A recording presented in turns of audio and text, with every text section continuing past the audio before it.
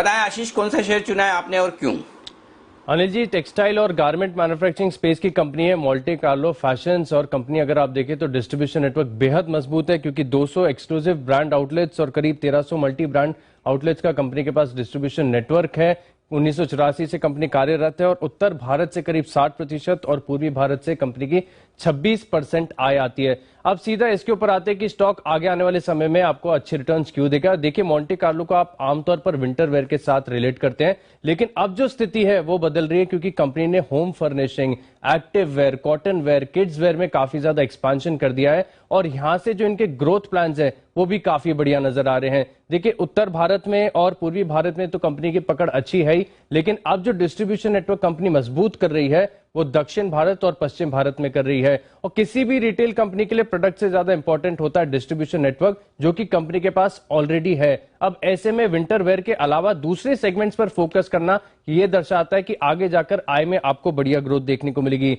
Sector के बारे में कल भी मैंने आपको बताया था कि सरकार का लगातार फोकस बना हुआ है, क्योंकि चाइना के बाद अगर आप देखें तो टेक्सटाइल मैन्युफैक्चरिंग में भारत दूसरे नंबर पर है, लेकिन गारमेंट्स के मैन्युफैक्चरिंग में वियतनाम और थाईलैंड जैसे देशों से भी पीछे है। तो अब इस गैप को फिलअप करने के लिए सरकार ने पीएलआई स्कीम का ऐलान किया है, जिससे जो गारमेंट्स मैन्युफैक्चरर है इन्हें लॉन्ग टर्म में काफी ज्यादा फायदा होते हुए नजर आएगा। देखिए, कंपनी के ग्रोथ प्रोस्पेक्ट्स मुझे काफी बढ़िया लग रहे हैं। कोर कारोबार बढ़िया है, कंपनी को टेक्सटाइल और गारमेंट में अनुभव भी काफी बढ़िया है। लेकिन अच्छी बात यह है कि मौजूदा भाव से अगर आप देखें तो स्टॉक आपको बेहतरीन वैल्यूएशन पे मिल रहा है। फिलहाल कंपनी का साइज काफी छोटा है, 394 करोड़ का मार्केट कैप है, और जो करंट मार्केट प्राइस है इससे भी ज्यादा कंपनी की बुक वैल्यू है। करीब 263 रुपए की कंपनी की बुक वैल्यू है। डेट ना के बराबर है, 0.21 का डेट टू इक्विटी रेशियो है। पिछले 3 साल में अगर आप देखें तो कंपनी ने मुनाफे में ठीक ठाक ग्रोथ भी दिखाई है। सेक्टर के लिए पिछले 3 साल इतने अच्छे नहीं रहे थे, लेकिन मोंटे कार्लो का अगर आप पिछले 3 साल के मुनाफे की ग्रोथ देखें तो 14% CAGR के आसपास आता है।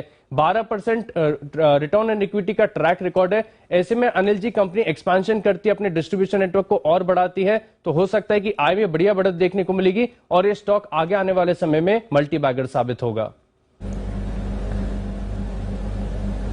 बिल्कुल एक मल्टी बैगर साबित हो सकता है। अनिल जी, मोंटे कार्लो हम सबको मालूम है काफी रिकॉग्नाइजेबल ब्रांड है, पर किस तरह से इसे अप्रोच करना चाहिए? जिस तरह से आशीष भी अब डाइवर्सिफिकेशन बना रहे हैं, कितनी बड़ी स्टोरी हो सकती है इसके लिए?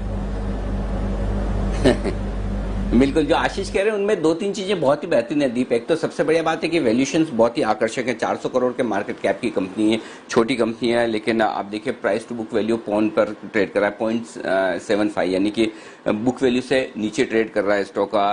पी मल्टीपल ज्यादा नहीं है, 7 के पी मल्टीपल पर ही है। तो उस हिसाब से अगर आप वैल्यूएशंस देखेंगे तो वैल्यूएशंस काफी अच्छे हैं। लेकिन जो दूसरी सबसे बढ़िया बात है वो कर्ज डेट में लगातार कंपनी करके बहुत कंफर्टेबल हो चुकी है। सबसे बड़ी बात ये डेट इक्विटी रेशियो 0.21 है। जितना डेट है 31 करोड़ का कंपनी के पास, उतना ही 32-33 करोड़ का कैश इक्विवेलेंट है, यानी कि डेट है नहीं है, सिर्फ वर्किंग कैपिटल के लिए थोड़ा सा वो जो जरूरत होती है। तो ओवरऑल आप देखें, एक तरह से आप डेट फ्री टाइप कंपनी से कह सकते हैं। वैल्यूएशन आकर्षक है वो इस लिहाज से भी कि देखिए 2 क्वार्टर तो सारी टेक्सटाइल कंपनियों के लिए खराब ही रहे हैं कोविड वाले, लेकिन कोविड के पहले वाला क्वार्टर अगर आप देखेंगे तो परफॉर्मेंस काफी बढ़िया थी। 30 रुपए के आसपास की ईपीएस कंपनी ने की थी, 45 रुपए के आसपास की कैश ईपीएस की है। तो उस लिहाज से आप माफ कीजिएगा, उस लिहाज से देखेंगे तो अच्छे वैल्यूएशन पे ट्रेड कर रहा है। और साथ ही अब आगे जो स्ट्रॉन्ग ग्रोथ आउटलुक है, आमतौर पर जब कंपनी का आईपीओ आया था तब से लेकर उससे पहले भी सब लोग मोंटे कार्लो को एक है ना वो वूलन कपड़ों के लिहाज से उसी ब्रांड के हिसाब से जानते हैं, लेकिन जिस तरह से डाइवर्सिफिकेशन किया है, आगे ग्रोथ आउटलुक बहुत ही मजबूत है। ये सब तरह के फैशन और यूथ वाले सेगमेंट्स में जा रही कंपनी। अभी आप देखें मेडिकल क्लोथिंग में घुसी है, जिस तरह से कोविड के वक्त ये सारा कुछ हुआ है। तो मुझे लगता है कि आने वाली कुछ तिमाहियां बड़ी इंटरेस्टिंग हो सकती है। तो इन्वेस्टमेंट के लिहाज से देखा जा सकता है इस स्टॉक को लॉन्गर